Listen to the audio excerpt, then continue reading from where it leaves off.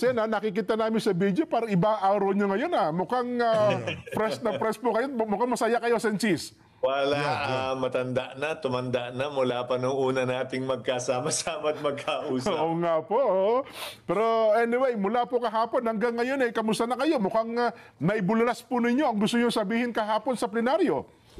Okay naman po, pero ang pangunahing layunin nun ay pangalagaan at protektahan po ang Senado. Hindi lamang ang mga miyembro nito ng mga senador, pero ang institusyon mismo na tila nahihila pababa, natuturo ng mga may masabi lang ang kaugnay ng isyong ito.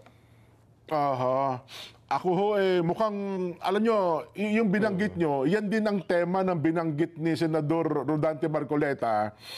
Isa naman ang gusto namin Ba't pa kayo nag-aaway-aaway? 24 na kayo, Sen Cheese. Well, sabi ko nga, bahagi ito ng script na pag-away-awayin kami at ayokong sumabay sa script na yan. Para sa akin, ang Senado ay isang buong institusyon. Mas malakas ang ating bansa at ang sambayanan kapag malakas ang Senado. Hindi kapag pilit kaming pinag-aaway-away, pilit kaming pinagkakawatak-watak, at pilit kaming tinuturo. Sabi ko nga sa talumpati ko, hindi ba, Jen Nelson? Kada daliring ituturo mo sa kapwa mo, may 3 daliring nakaturo palagi pabalik sa'yo. Pero paano po natin masisiguro? Ano pa lang ba na logical thinking lang ba o meron kayong talagang pinanghahawakan na ito ay kagagawa ni Speaker Romualdez? Ang sabi ko nga, lahat ng pangalanan dapat ipatawag at imbestigahan. Bakit tila namimili? Bakit tila hindi pareho at pantay?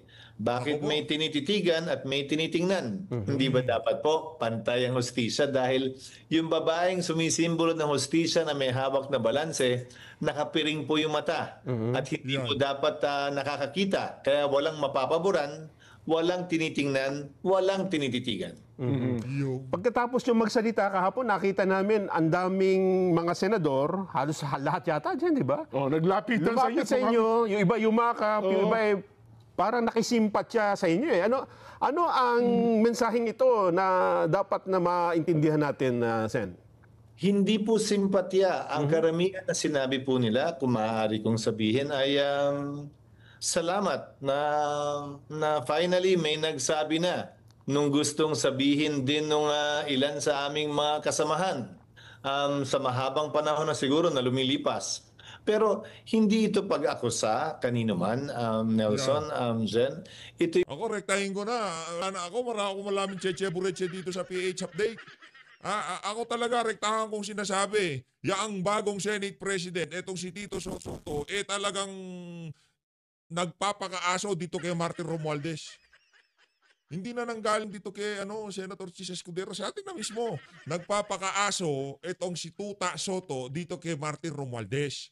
Dahil pagka napupunta na ang usapan kay Martin Romualdez at lumalapit na sa Malacanang, actually dun sa kay Sir Orly Oteza, papunta na tayo sa Malacanang Di ba? Bigla hong malilihis, by the way, 992,901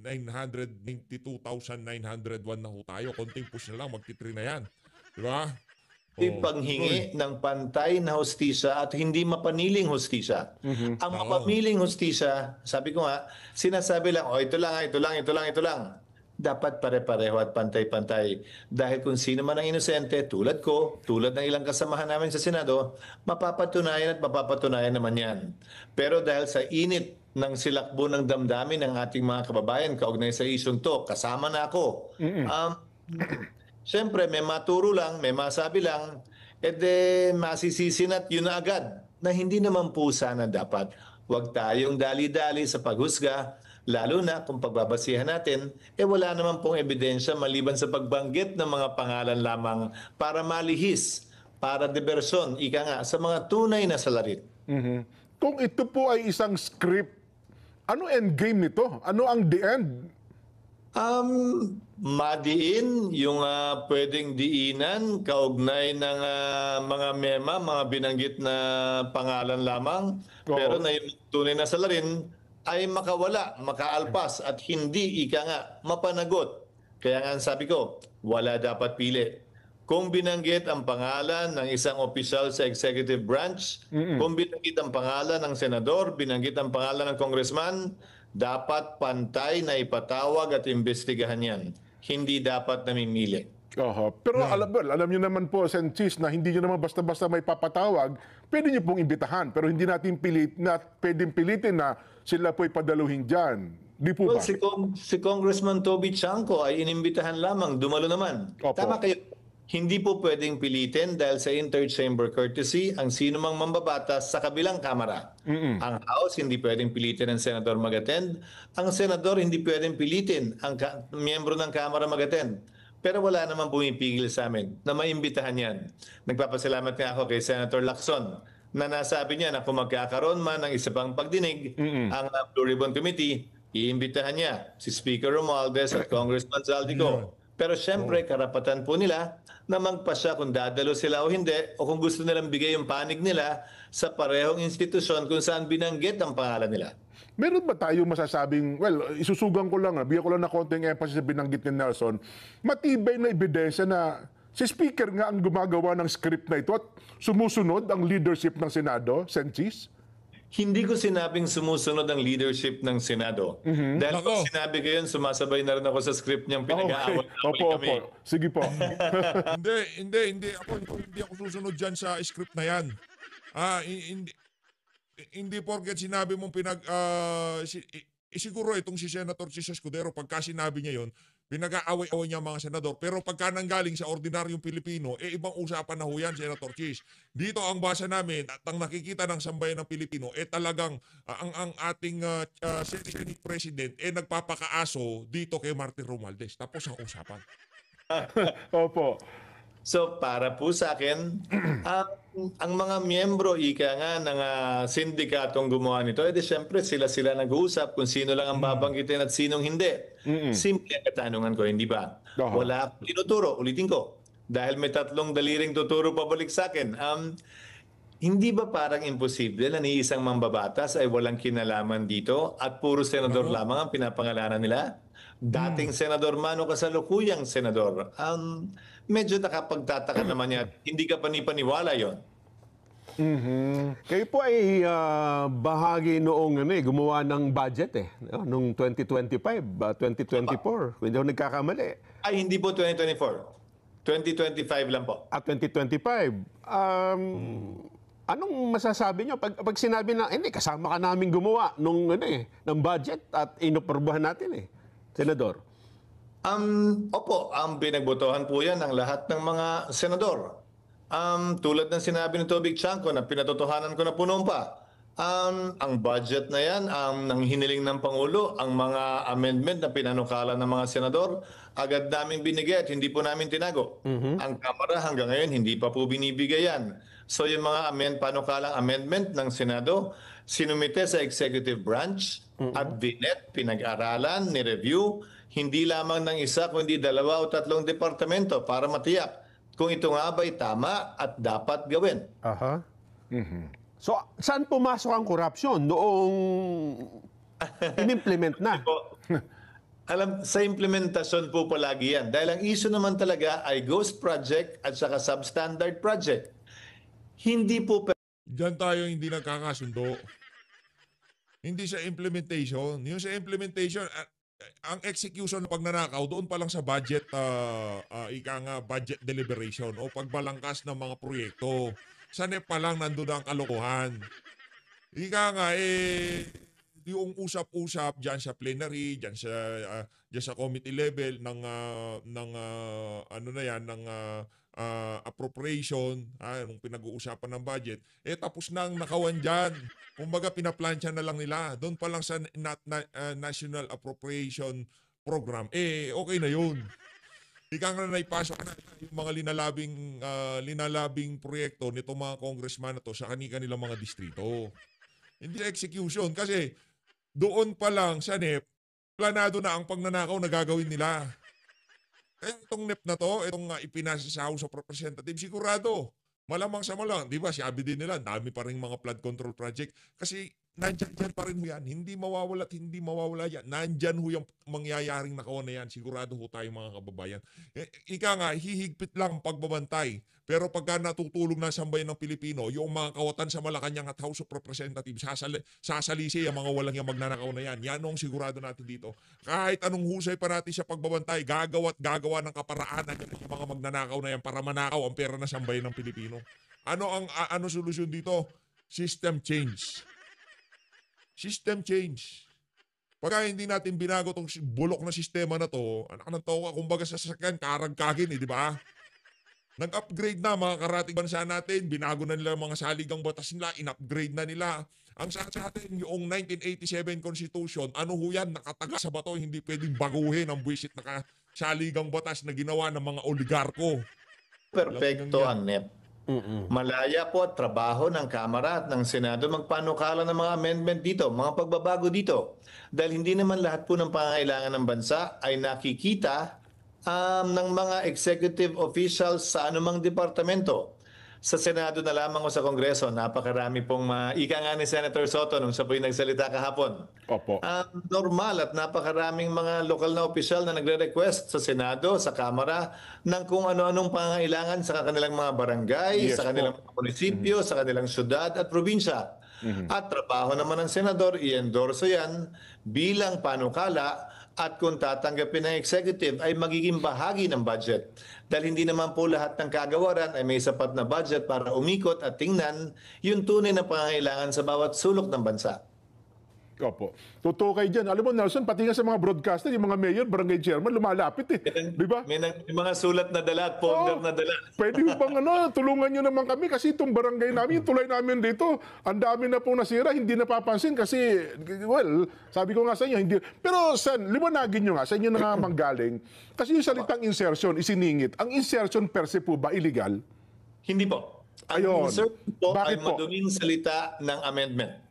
Ang tawag po dyan ay amendment. Panukalang pagbabago sa batas. Amendment po yan, hindi po yan insertion. Pero magkaparehong salitang ginagamit, pero masyadong madumi na yung konotasyon ng insertion. Pero sa Opo, totoo lang, sa legal na pananalita, amendment po yan dahil pagbabago yan sa isang panukalang batas na isinumite ng executive branch. Ulitin ko po.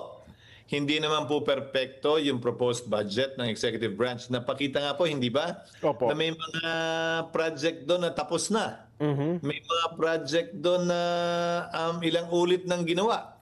Dahil hindi naman po kasi perpekto yon. At kung nakikita yon ng Kongreso, Kamara man o Senado, sa ilalim ng saligang batas, ang power of the purse ay nasa Kongreso. May kapangyarihan po ang Kongreso. Magpanukala ng pagbabago dito. Buti na liwanag niyo po yan kasi sa tao, yung pangkaraniwang mamamayan, pag sinabing insertion, illegal agad eh. Kasi pag tinawag niyo po yung isiningit, di ba? So, Sinabi na po ni Senate President Soto mismo po yan kahapon. Pinaliwanag niya po yan kahapon. Na hindi yan illegal, ayon sa kanya, tama naman. At normal na ginagawa yan, hindi lamang ng mga senador, pero ng mga kongresista. Sa katunayan, Yan. maski na ang executive branch ay nagsusumiti pa ng mga amendment sa pamamagitan ng tinatawag po nilang errata. Iyon, Hindi po opo. ng errata, nagkamali sila. So, kailangan buhin para ayusin, para hindi po madoble yung proyekto. Sa media, tawag nyo, erratum. Oh. Errata. Pero kailan, Senador Chis, nagiging masama Nagiging yung illegal, ano? insertion o Oo. amendments? Kasi dito nagmula yung... Oo. Kaya tinuturo nilang parang naging masama yung insertion eh. Ulitin ko, ang issue kaugnay ng flood control ay kaugnay ng ghost project at substandard project. Yung pagpanukala ng anumang pangangailangan, kalye man yan, school building man yan, flood control man yan, o seawall man yan, yun po ay bahagi ng proseso ng pagpasa ng batas. Nagkakaproblema po at papasok po ang illegal at bawal kapag ka po substandard or ghost yung proyekto. Doon po ang illegal dahil magkakaroon po lamang naman ng kickback magkakaroon po lamang naman ng bayad o bayaran kapag ka substandard at saka ghost yung proyekto. Dahil kung hindi po, kulang pa po yun para sa mga nagpapatupad mismo ng maayos na proyekto. Gaya kahapon, meron pa isang senador na may statement, halos lahat ng senador ng 19 Congress may insertions. Parang ang dating, lahat kayo masasama eh. Sinagot po yan ni Senate President Soto. Kahapon Ayun. din ako nagbigay ng aking talumpati Opo. na hindi po yan illegal, hindi yan masama, kasama yan sa proseso at yung konotasyon, yung pagdikit sa paniniwalang insertion ay mali. Para naman po nating sinabing perpekto ang NEP o ang panukalang budget at hindi na pwedeng baguhin. Ika nga, nakaukit na po yan sa bato at hindi na pwedeng baguhin pa. Hindi naman po yan perpekto. Sana ay malinaw yung punto na yan sa taong bayan, sa masa lalo na sa Nelson. Kayo po ay nadawit dito nang magsalita kasi mahaba na yung hearing. Nung lumitaw lang yung Yusek Bernardo no? At ang itinuro niya ay yung isang Maynard Ngu. Nakapag-react na kayo rito pero ang latest dito, nag-resign na itong si Maynard Ngu sa Altus Property bilang Altus Property Director. At sinasabing naghahatid daw ng 160 million pesos. Bilyon eh. Nako. Oo. Bilyon eh, no? 160 million. Milyon. Oo. Ito daw po ay malapit sa inyo. Ano bang sagot nyo dito, Sanchis? Sinagot ko na po yan na hindi ko nakakausap si Yusek Bernardo kaugnay sa bagay na yan at nakapagtataka na lahat ng pangalan binabanggit niya ay puro senador. Inamin naman niya. Bago ho natin ituloy ito, magpalakpakan ho muna tayo. 993,000 subscriber na ho tayo mga kababayan. 7,000 na lang ho. Kulang na lang ho dito yung mga kapitbahay ninyo. Jen at Nelson. Opo. Na hindi rin niya ako nakausap. Baka itong si Sir Jen at itong si Sir Nelson hindi pa nakasubscribe kaya ganyan. Mag-subscribe na Sir Jen, Sir Nelson. Baka hindi pa ho kayo nakasubscribe mag-subscribe ho muna kayo. O nakita man lamang o may inabot na anuman sa akin. Haharapin namin ito, nakahanda kaming harapin ito saan mang forum dahil naniniwala kami na kaya naming patunayan na kami ay inosente, ako ay inosente at ito'y mema lamang, may masabi lamang at bahagi tulad ng sinabi ko ng script na pinapalaganap para lamang ilihis ang issue at maging diversyon. Dahil masikat ang mga senador, mas pwedeng masisi ang mga senador para ialay, ika nga, sa dambana ng galit ng tao na hindi po tama dahil nadadamay ang mga inosenteng tao. Ayun. Ano daw ho kasi kayo, ang senador, mas presidentiable at saka vice presidentiable. Ayun nga. Yun ang... Ay, wala akong kabalak-balak, Jen Nelson. Yun. Sabi ko na Yun nga po. hindi ko balak tumakbo sa 2028 siguro ng re-election, hindi pa ako sigurado dahil tumatanda na at nararamdaman ko na sa mga tuhod ko at saka paa yung magtanda natin pare-pareho. Oo, yan po kasi ang lumilitaw, pinapalabas ngayon dyan na itong speech ni Senador Chis Escudero Yung naratibo doon niya kahapon. ay tamang-tama para sa 2028 election. Baka daw maging partner kayo ni BP Inday Naku. Hindi po pinag-uusapan yon. Wala pong ganung uri ng usapan. Unang beses kong nakita si Vice President Sara matapos ang 2022 elections. At nagpasalamat ako sa kanyang pagbisita at pagbigay ng suporta sa kasalukuyang kinakaharap namin ng mga isyu ngayon bilang mga senador at bilang isang institusyon ng Senado. Napansin din po namin na kahapon habang nagsasalita kayo ay nandun ang inyong may bahay. Oho. Actually, hindi po. Fake news po yun. Fake news ba yun? Di ba totoo yun? Hindi po. Ibang ibang Nadali. Kaya sinasabi ko, Sir Nelson Manood ka lang kay PH Update, walang fake news dito. Baka kung saan ka nanonood, Sir Nelson. Diba? Nadali ng fake news. I think nung sumumpa po ako yon una bilang Senate President last year. Ganon. Nandun pa si Ma'am Edna Marcoleta rin asawa ni... sa video, So hindi pala totoo yun. Opening po yata ng Kongreso. Kaya pala mga nakasaya sila. Tsaka yung parang formal. Ay, na-fake news pala tayo dyan. Opo, opening po ng Senado yan. Hindi po. Wala po siya doon. Talaga naman. Hindi pa na tayo na-fake Ay news na, nako, no? Jen Nelson, Opo. piso isa ang fake news ngayon. Kaya sabi ko nga, maging mapanuri po tayo. Huwag tayong agad-agad at dali-daling magturo ng walang basehan, maniwala sa akusasyon ng mga memasabi lang upang sa gayon ay hindi po natin kailangan na baliktarin o bawiin anumang mapanghusgang salita na ating bibigay laban sa ating kapwa. Opo. Ano daw po ang sagot ninyo doon sa inyo pong privilege speech kahapon? Hindi nyo naman daw po direktang sinagot o pinabulaanan yung mga aligasyon po laban sa inyo, Sanchis. Yan ang sabi, bahagi na naman yan ng script ni Martin Romualdez.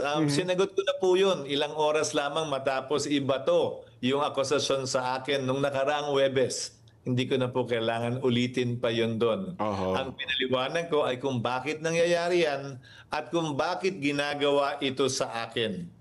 Hindi para sa akin na sagutin ng paulit-ulit ko nasagot ko na. Ang mga paratang na walang basehan na binitiwan nung nagdaang linggo. May plano ba kayo maghain ng resolusyon para formal ay maimbitahan itong dating Speaker Martin Romualdez? Well, nagsalita na po. Gaya ng sabi ko kanina, nagsalita na po si Senator Lacson na kung magkakaroon ng isa pang pagdinig, ay balak niyang imbitahan na. So sa kanya na lang, kay Sanping na lang. Pati ay nirefer po Nasunog ko kasi, natusta tong si Ping Lacson di ba? Iniimbitahan niya itong si Martin Romualdez. Ito si Saldico, wala na, hindi na siya congressman. Hindi niya na mapagmamalak yung parliamentary courtesy niya. Di ba? Dahil natusta siya, hindi naman sinusumpinay. Imbitasyon lang naman Ang gusto nito si Senator Rodante Marcoleta, imbitahan na lang natin. Wala namang problema, imbitasyon lang naman Diba? po sa Committee on Rules na maaaring maging basehan din po para dyan. Pero gaya ng sabi ko, imbitasyon po lamang yon at hindi pwedeng pwersahing mag-attend ang sino mang miyembro ng Kamara dahil sa inter-chamber courtesy. Nason? Ano pa ang nakikita yung kasi di ba kung may script ito diyan nagsalita kayo, therefore may katumbas na kumbaga sa nobela. May sagot ito. Anong nakikita nyo, Sen Cheese? Hindi ako ang gumagawa ng script. Ako ay biktima lamang ng script. Pero hindi ba't medyo obvious naman po? Kapanipaniwala ba na ni isang mambabatas ay wala?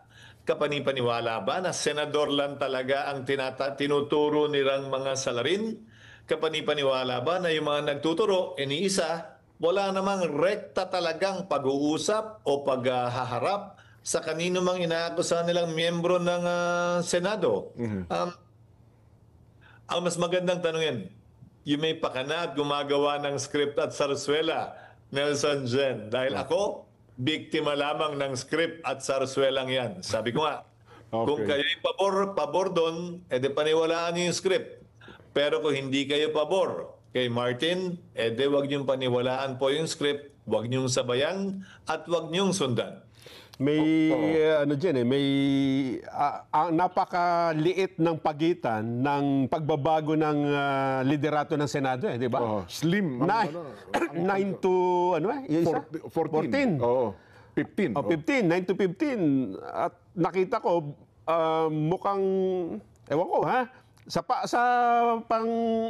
sariling pagtingin ko kahapon. Nararamdaman ng ibang senador na parang ayaw nila nung nangyayari.